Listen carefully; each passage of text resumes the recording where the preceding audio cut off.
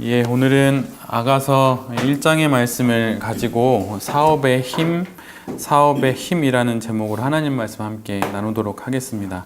저희가 지금 아가서를 세 번째로 보고 있는데요. 그 아가서는 전체적으로 노래, 그러니까 시에 해당이 되는데 스토리가 있는 시로 이해하는 것이 제일 좋다고 말씀을 드렸습니다. 그래서 오늘도 역시 우리가 함께 보는 본문에는 노래가 나오는데요. 처음엔 여인의 노래가 나오고 또 뒤에는 남자의 노래가 나오게 됩니다. 5절부터 먼저 여인의 노래가 나오게 되는데, 여인의 노래의 시작은 첫 번째는 자신을 변호하는 이야기로 그게 시작이 됩니다.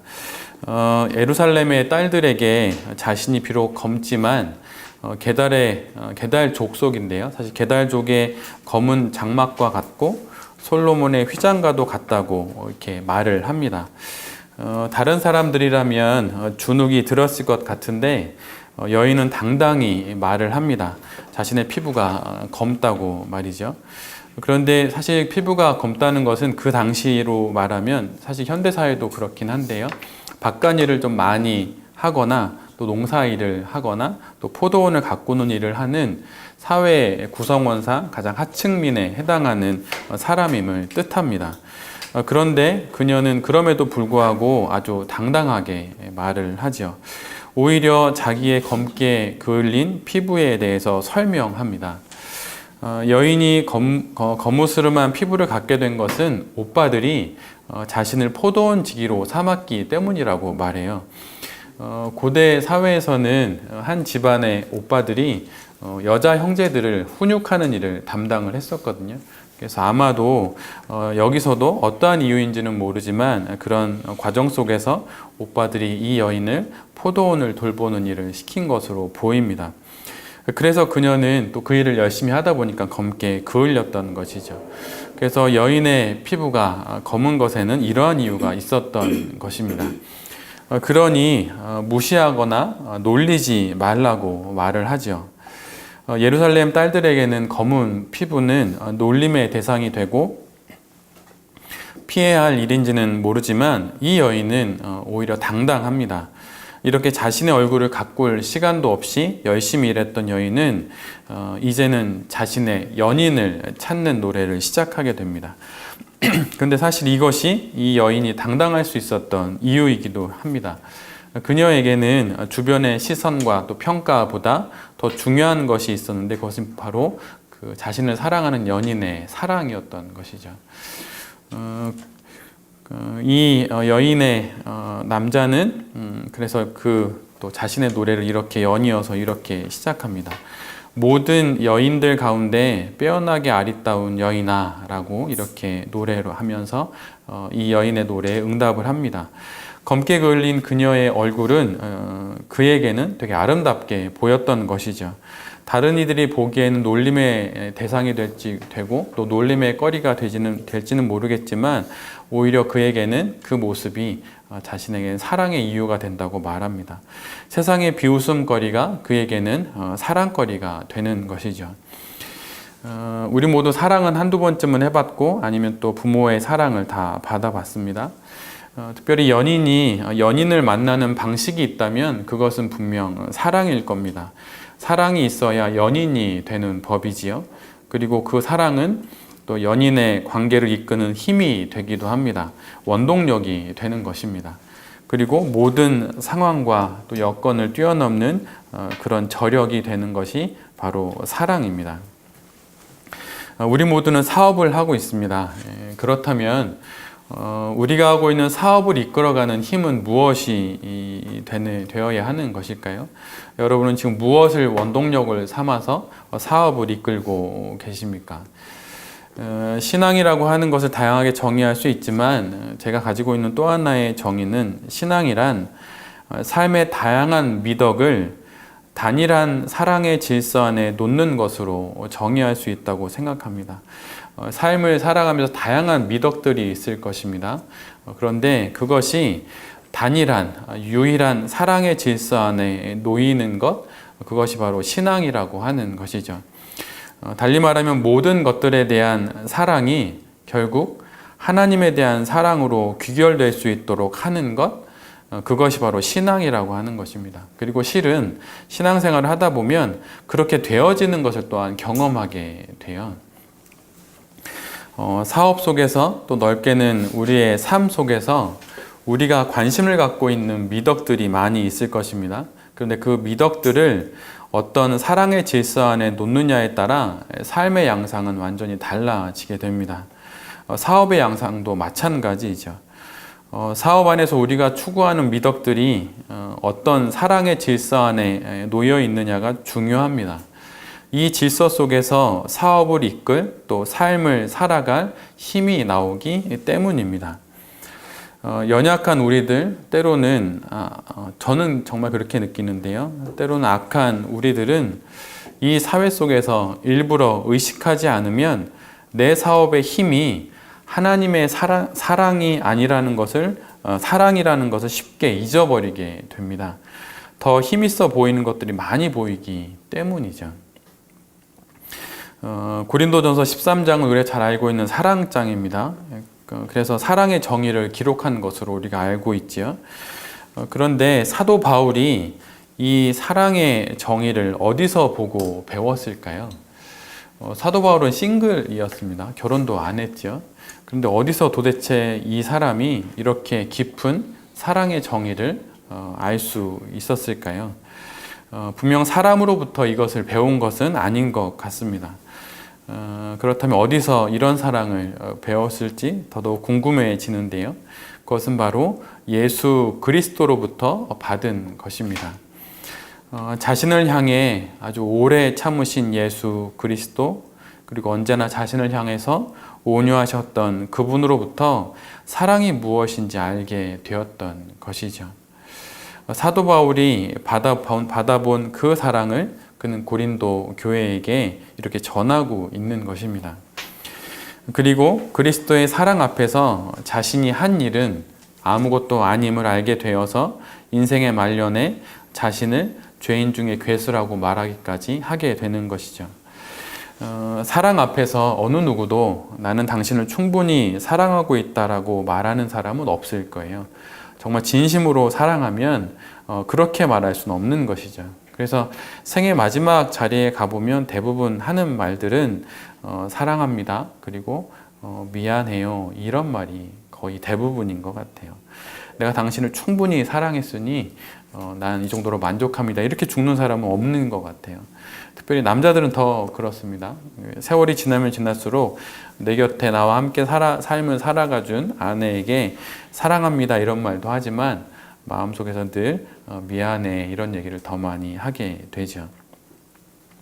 그런데 사도 바울이 바로 하나님 앞에 또 예수 그리스도 앞에 이런 마음을 느꼈던 거예요. 그래서 나는 죄인 중에 괴수라고 그렇게 말했던 것이죠.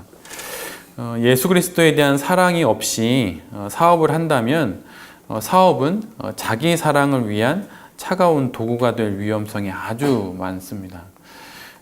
우리가 성경 속에서 누누이 많이 들었던 말처럼 우리는 우리의 사업과 하나님에 대한 사랑을 겸하여 섬길 수가 없어요. 그리고 사업이라고 말하지만 이건 달리 말하면 자기 사랑인데 자기 사랑과 하나님 사랑을 겸하여 섬길 수가 없습니다. 자기 사랑이라고 하는 그 사랑의 질서, 단일한 사랑의 질서 안에 사업을 놓던가 아니면 하나님 사랑이라고 하는 그 단일한 사랑의 질서에 나의 사업을 놓던가 둘 중에 하나라고 하는 것이죠. 우리가 모든 비밀과 또 모든 지식을 알아도 사랑이 없으면 아무것도 아니라고 성경 속에서 이미 배워서 알고 있습니다. 사업의 비법과 또 경영의 지식을 통달하고 성공을 한다 하더라도 사랑이 없으면 그것은 아무것도 아닙니다. 저도 경영과 또 이런 책에 대한 관심이 많이 있어서 그런 책들을 유심히 보고 요즘에는 다 구입할 수 없기 때문에 이렇게 인터넷 서점에 올라가 있는 책들을 이렇게 보면서 목차나 이런 것들을 읽어보게 됩니다. 그런데 아무리 많은 사업의 비법과 또 경영의 지식들을 통달하고 또 그렇게 해서 뭐 나름 세상이 말하는 성공을 한다 하더라도 거기에 하나님을 향한 사랑이 없으면 그건 아무것도 아니에요. 우리가 믿고 있는 하나님 또 그분의 말씀이 적혀있는 성경에서 그렇게 말하고 있기 때문입니다. 아무리 많은 미덕들, 또 좋은 사업적 목표가 있을 수 있습니다. 나쁜 것은 아니죠. 세상이 보기에. 그러나 그런 좋은 사업 목표가 있다 하더라도 그것이 하나님의 사랑이라고 하는 단일한 사랑의 질서 안에 있지 않으면 그것은 아무것도 아닙니다. 예수에 대한 사랑이 없으면 우리가 하는 사업은 아무것도 아닙니다. 자녀 사랑도 마찬가지예요. 자녀를 아무리 사랑해도 그 자녀의 마음속에 예수 그리스도가 없으면, 그것을 우리가 심겨주지 못하면, 전해주지 못하면 정말 아무것도 아닙니다. 산을 옮길 만한 믿음이 있어도 사랑이 없으면 아무것도 아니라 말씀하십니다. 저 높은 산만큼 엄청난 사업의 성과가 있고 사업의 번창함이 있고 또 성공과도 가도를 달려도 그것이 단일한 사랑의 질서 안에 있지 않으면 그것은 결국 아무것도 아닙니다. 저는 롯데타워를 보면서 이런 생각을 해요. 집에 갈 때 롯데타워를 지나가거든요. 거기 전망대 한번 올라가 보고 싶은데, 근데 저렇게 높은 거 한번 이렇게 잃어볼 수 있잖아요. 소망할 수도 있고. 그런데 하나님이 우리에게 분명히 말씀하시는 거예요. 근데 그것이 도대체 어떤 사랑의 질서 안에 놓여 있냐고 그렇게 묻는 것이죠. 만약 그것이 없다면 오히려 높이 쌓으면 쌓을수록 더 위험할 뿐입니다. 바벨탑처럼 말이죠. 소위 성공한 사람들의 모습을 한번 보십시오. 신문지상에 바로 며칠 전에 신문만 읽어봐도 다 알고 있는데, 돈 많고 건강하고 시간도 많으면 죄짓기 딱 좋은 환경입니다. 그래서 사업의 모든 미덕들은 단일한 사랑의 질서, 하나님의 사랑이라는 그 질서 아래에 있어야 하는 것이죠. 아마존의 창업자도 이혼을 했잖아요. 아마존 주식의 4%를 아내에게 위자료로 줬다고 들었는데 그게 23조인가 그렇다 하더라고요. 23조면 그게 얼만큼의 돈이에요? 계산이 전 안 되는데요. 계산이 안 되니까 거의 없는 거나 다름없을 것 같아요. 여러분 한번 생각해 보십시오. 우리 주변에 있는 많은 소위 돈 많고 그랬던 분들이 100년 거의 못 살아요. 전 그게 참 아이러니 같아요. 네, 100년을 거의 못 삽니다. 반면에 그냥 이렇게 평범하게 사셨던 분들은 꽤 오래 사시는 것 같아요. 저희 아버님을 보면 그런 것 같은데요. 그래서 도대체 돈 많으면 건강하기 위해서 할 수 있는 많은 일들을 할 텐데 참 인생은 알다가도 모르겠다, 이런 생각 정말 많이 합니다. 그래서 사실은 우리가 이 사업을 통해서 궁극적으로 바라봐야 할 것들이 무엇인지 잘 한번 생각을 해봐야 합니다. 요한복음 3장 16절에 이런 말씀이 있어요. 하나님이 세상을 이처럼 사랑하사 독생자를 주셨으니. 하나님께서 인류 구원이라고 하는 이 엄청난 사업을 하시게 되는데 그 원동력이 무엇이라고 말하시는 것입니까? 사랑이라고 하는 거예요. 구원 역사의 힘이 세상을 향한, 또 인간을 향한 사랑이라고 말씀하시는 것이죠. 만약 위대하신 하나님의 그 사업의 힘이 사랑이라고 말한다면 우리 사업의 힘은 무엇이 되어야 할까요? 그것은 마땅히 하나님을 향한 사랑이어야 합니다.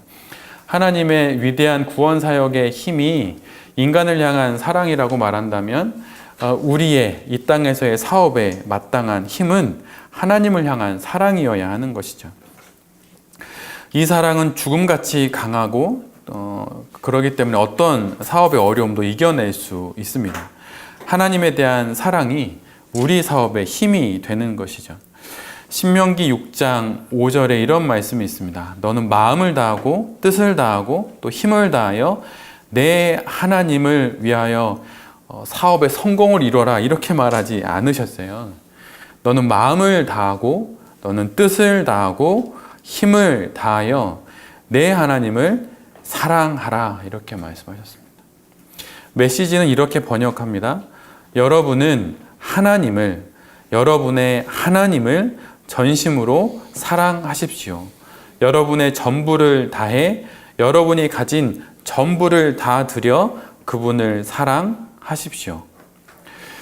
우리의 사업도 하나님을 사랑하는 한 가지 방편에 지나지 않습니다. 수단에 지나지 않아요. 결코 우리가 하는 이 사업이 우리의 전부가 아닙니다. 그렇기 때문에 여러분, 사업이 혹시 잘 안 된다고 실망하거나 아니면 너무 이렇게 그 세상 사람들이, 믿음이 없는 사람들이 선택하듯 극단적인 선택을 해서는 안 되는 것입니다. 사업을 하다 보면 마음을 다하고 뜻을 다하고 힘을 다해서 사업을 이루어야겠다라는 생각을 합니다. 성공해야겠다는 생각을 하지요. 그래서 이를 열정이라고 부르고 열정에 기름 부으라고 또 말하고 성공을 위한 길이라고 또 세상은 부릅니다. 그런데 하나님께서는 이스라엘을 불러 주목하게 하신 후에 그들에게 당신을 사랑할 것을 말씀하고 계세요. 전부를 다해서, 전부를 들여서, 전부를 걸고 사랑하라고 말하십니다. 주님께서 당신의 전부로 우리를 사랑하셨듯 그렇게 우리도 우리의 전부로 주님을 사랑해야 합니다. 마음을 다하고 뜻을 다하고 힘을 다해 하나님을 사랑하고 또 그의 사랑의 방편으로 우리의 사업을 바라봐야 합니다. 저에겐 목회도 마찬가지입니다. 하나님 사랑의 방편으로 제게 주신 것이 저는 목회입니다. 제겐 하나님을 더 사랑할 수 있는 길이 목회자로 사는 것이죠.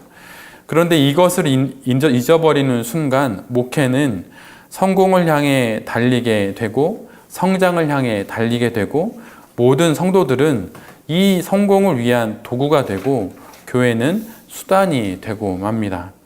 결국 목회가 이 세상 속 종교라는 또 하나의 아이템의 사업이 되어버리고 마는 것이죠. 여러분은 여러분 사업의 힘을 무엇으로 삼고 계십니까? 그것은 하나님을 사랑하는 거예요. 그런데 하나님을 사랑하려고 하는데 사랑이 잘 되지 않습니다. 저희가 베렙에서 이 시가서를 연이어서 계속 설교를 하지요. 근데 사실은 제가 묵상하고 말씀 앞에 설 때 제일 좀 힘든 게 아가서예요.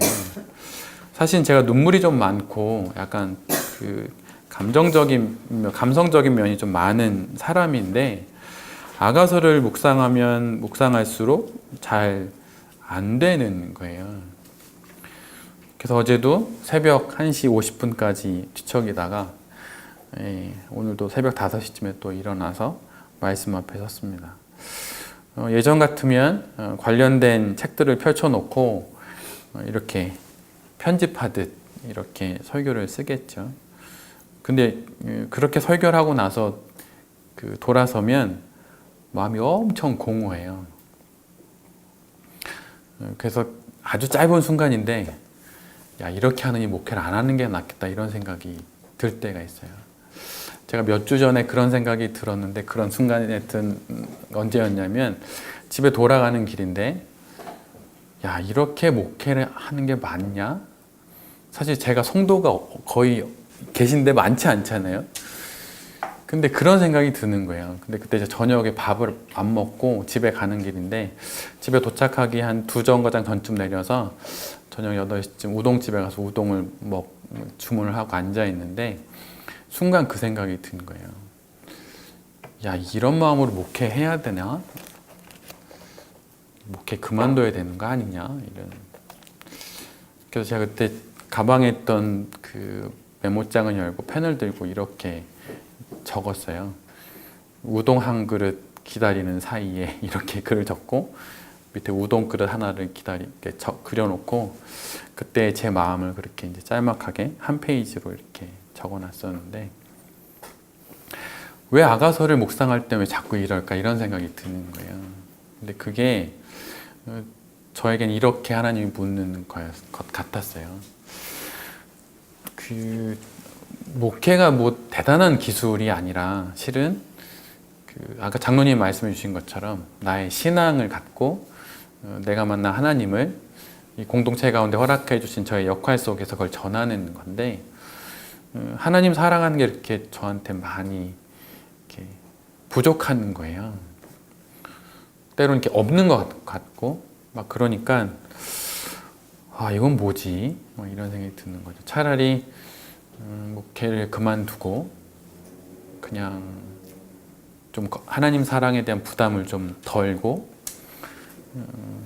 이렇게 하루하루를 벌고 사는 게 낫지 않을까 뭐 이런 생각을 하게 되는 거죠. 그래서 어제 이 본문을 가지고 묵상을 하면서도 이렇게 마음이 계속 힘들었어요. 그런데 그러다가 믿음의 선인인 한 분의 글을 만나게 됐습니다. 근데 그분이 이런 식의 이야기를 했어요. 하나님의 사랑의 마음이 자꾸 안 들면 이렇게 하라는 거예요. 그분의 예수 그리스도의 인성에 대한 사랑을 먼저 경험하고 그 이후에 좀 더 깊어진 영적인 사랑으로 나아가야 한다는 것이죠. 그러면 도대체 하나님 예수 그리스도에 대한 인성에 대한 사랑의 마음을 갖는 게 뭔가? 근데 그것은 바로 많은 믿음의 선인들이 수천 년 동안 해왔던 건데 내가 만났던 예수님 그리고 나보다 먼저 예수님을 만났던 그 사람들의 기록이 있는 복음서를 묵상하는 거예요. 근데 그 복음서를 묵상하면서 이 땅에 오신 예수 그리스도의 그 모습 그것을 통해서 그분에 대한 인성의 사랑을 갖고 경험하고 그러다 보면 나중에는 더 깊어진 영적인 사랑으로까지 나아가게 된다고 하는 것이죠. 근데 제가 이 말씀을 듣고 나서 좀 희망을 갖게 된 문장이 성경 구절 하나가 있어요. 그건 뭐였냐면 요한복음 14장 28절인데요. 근데 그 부분은 주님께서 승천하시기 직전에 제자들에게 하시는 말씀이었어요. 예수님이 이제 곧 승천하신다 하니까 제자들이 되게 슬퍼합니다. 근데 그 슬퍼하는 제자들을 향해서 예수님이 이렇게 말씀하세요. 너희가 슬퍼하는 이유가 이거라는 거예요. 말씀을 그대로 읽어드리면 다음과 같습니다. 너희가 나를 사랑하였더라면 내가 아버지께로 감을 기뻐하였을 것이다. 예수님의 승천하심이 제자들에게 이렇게 슬픔으로만 다가왔던 이유는 예수님을 사랑하지 못했기 때문이라는 거예요. 그런데 어찌 3년 동안 함께했던 제자들이 예수님을 사랑하지 않았겠어요? 근데 그 사랑했던 그 사랑이 좀 더 깊어져야 한다고 말씀하는 것이죠.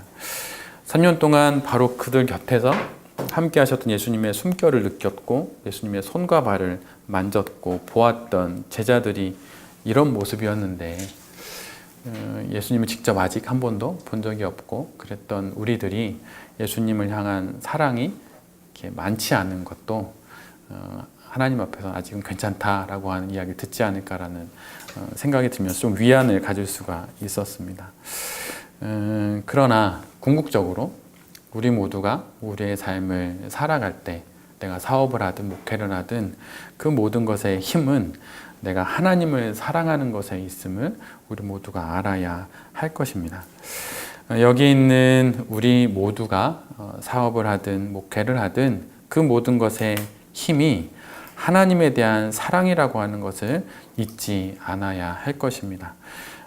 그리고 그것을 이곳 베렙에서 날마다 다시금 상기하며 성도인 우리의 사업과 삶이 더욱 튼튼하고 아름답게 주의 사랑 안에서 세워져 나가는 것을 우리 모두가 볼 수 있었으면 좋겠습니다. 그런 마음으로 또 우리에게 주어진 이 한 주를 아름답게 살아가는 베렙의 모든 식구들이 될 수 있기를 간절히 기도드립니다. 아멘.